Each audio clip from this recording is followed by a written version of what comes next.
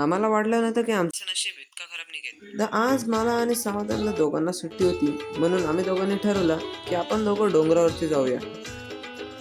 आम्हाला रस्त्यामध्ये जाता जाता एक सरडा सापडला. आम्ही त्याला बघतच होतो, तेवढ्यामुळे तो पळून गेला. बहुतेक त्याला आम्हाला दोघांचं तोंड नसेल आवडला. तर लवकर लवकर आम्ही चढाण आमची पूर्ण केली व वरती गेल्यावरती आम्हाला एक शंकर मंदिर दिसलं. तर आम्ही ठरवलं की शंकर मंदिरात जाऊन थांबावं. तेवढ्यामध्ये आम्ही डोंगरावरती बघितलं तर खूप चांगले असे ढग आलेले होते डोंगरावरती. तर आम्ही ते ढग पाहता पाहता रस्त्याला लागलो.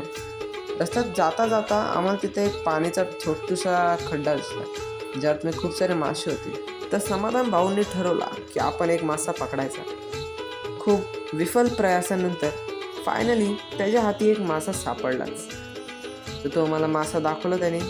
नंतर मग तिथं पाण्यासोबत तो मस्ती करत होता. मी त्याला म्हणलो की आपण जो काम करायला आलोय ते करूया.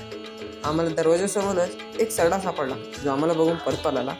तर मी समाधानला म्हणलो की इथं टाल आहे. ते आम्ही तेच बघून साईडनं निघायचा विचार केला.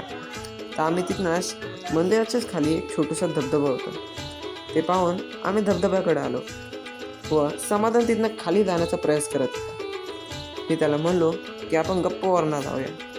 तर आम्ही लोक वरती आलो व खाली उतरण्यासाठी साईडचा एक मार्ग पकडला.